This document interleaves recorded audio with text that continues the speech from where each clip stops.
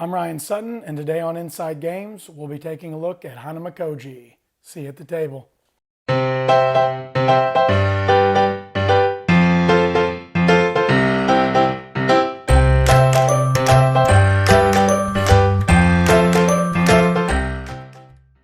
Hanamikoji is a two-player game where both players will play item cards to help win the favor of 7 different geishas. The game will end when one player can get a total of 11 or more charm points or win the favor of 4 different geishas. Geishas were entertainers. They used dance and music as a form of art. So let's take a look at the table and see what the game looks like. When you set up the game will look something like this. You've got your 7 geishas lined up. You've got charm tokens in the middle on each card. The number on the cards associate with the number of points that you'll get for winning each card's favor. So if you were to win the charm of these 2 cards, you would be at a total of 4 charm points. You can also win the game, like I said earlier, by winning the favor of 4 geishas. So those 4 geishas, or any 4 geishas, would win you the game as well. How you play the game is over these 4 action tokens that you can use on your turn. You can use any action you want on your turn, but as soon as you use it, it's done for the rest of that round. So we'll start to go over each one. So this one here is going to allow you to play an item card secretly and then reveal it at the end of the round. The second one is going to let you play 2 cards that you will then discard at the end of the round, and they won't know what 2 cards that you discard. The third thing that you can do is this here, where you'll play 3 cards face up, and your opponent gets to pick one that they can play, and then you get to play the other 2. And the fourth and final thing that you can do on your turn is play 2 pairs together of any cards that you want. Your opponent gets to choose first and pick the 2 that they want, and then you get to play the remaining 2. So those are the 4 actions that you'll do on your turn. By cards, I'm talking about the 21 cards that come in the game. And you'll notice that there's 3 3s, 5 5s, only 2 2s of each color, things like that. So it's very strategic on how you play the game when you play it. And we'll take a look right now. So when you start to play the game, you're going to shuffle up the cards. You're going to discard 1 card. Adds a little bit of variability there. You're going to deal out 6 cards.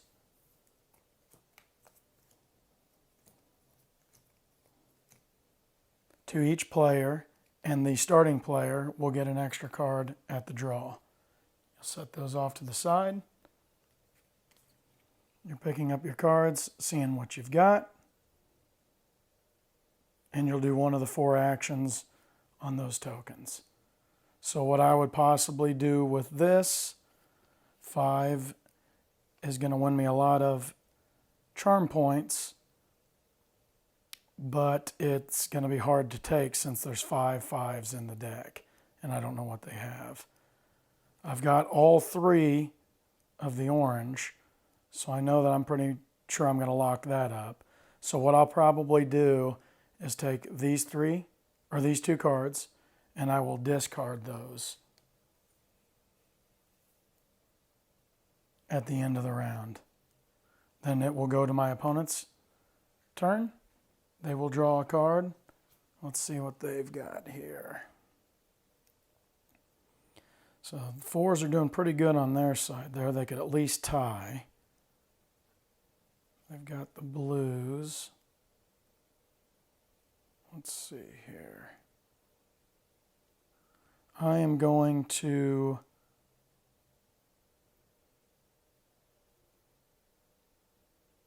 let's see, what would be the best thing to do here?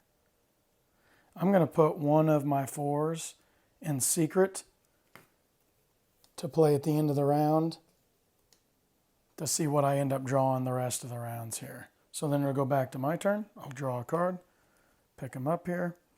I did draw one of the 4s that he was looking for, but I do not know that. So I think let's play one of these 5s under the 1 here that lets me flip it over at the end of the round in secret. So it's going to go over to the second player. They just drew a 5. They don't really have much of the 5s, but they did put one down. Let's see what they would do. Let's just say they played the 3 2s face up. They would play them face up here, and their opponent, which is me, would get to pick one, and then they would get to play the others. Let's see which 2s we've got. So we know we could possibly tie him on this if he kept that, and possibly win the other 2. So I'm going to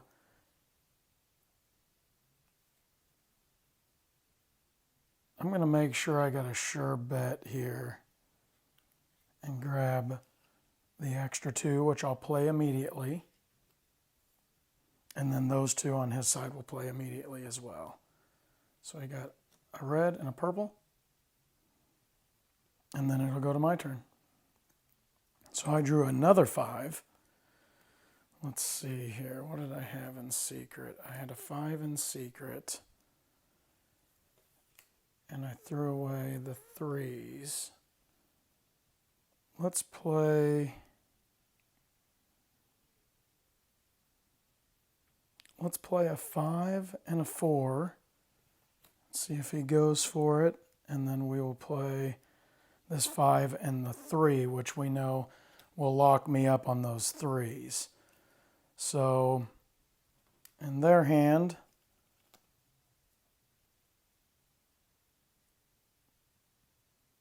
they're liking the 4s, and the 5s are always good.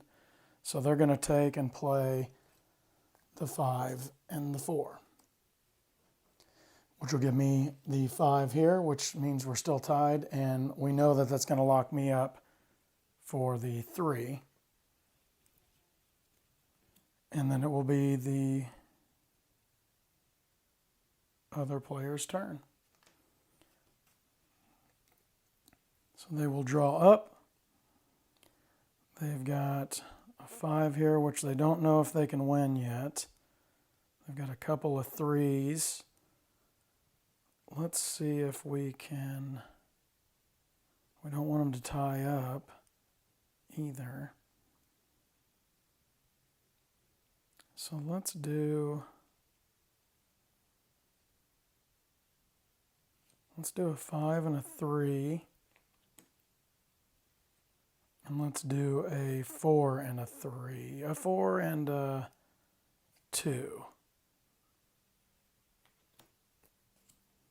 So I am going to pick, and the 5s look good, but I don't know what he's up to. I do have one down here, so that could have been a costly move for him. I think I'm going to just play these to see how it plays out. So we're going to put the 5 down here and the 3 here, and they will get to do the 4 and the 2.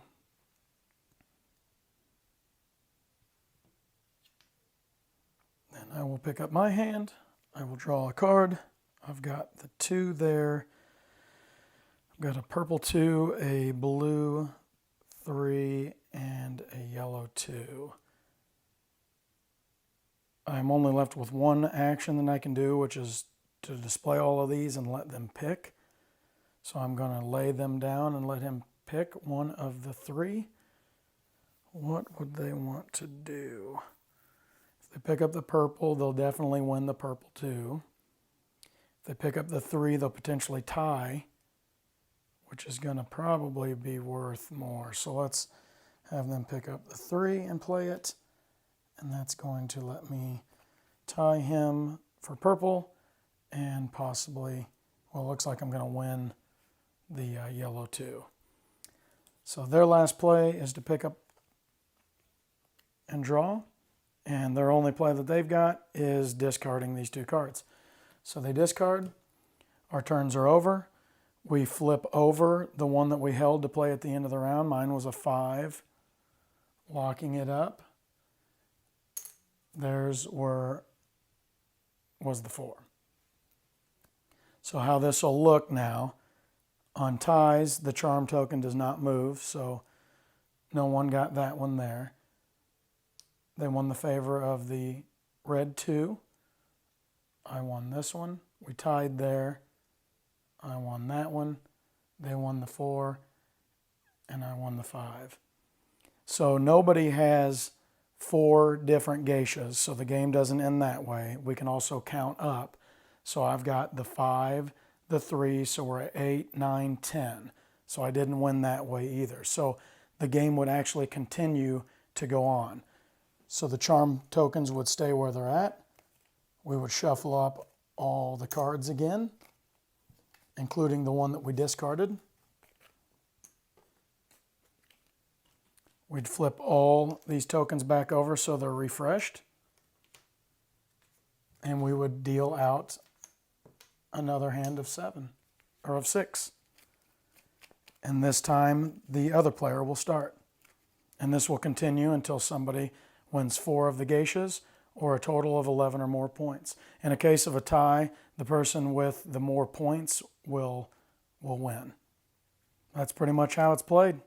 Well, there it is, guys. There's a brief overview of how the game would play. I didn't get into any real big strategies or too deep into why you would choose one over the other, because I really just wanted you guys to see the game, how colorful it is, how beautiful the artwork and stuff is.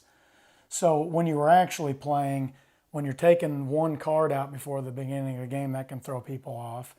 When you know what's in your hand and not what's in the other opponent's hand, it can be very stressful on exactly which one you're wanting to play.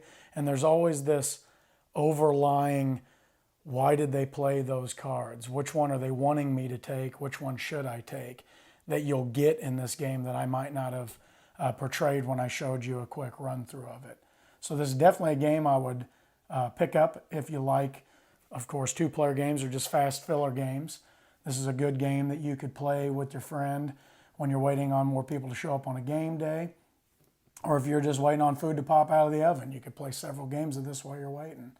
So if you liked what you saw, please hit the like and subscribe button. And I'm Ryan Sutton, and until next time, thanks for watching Inside Games.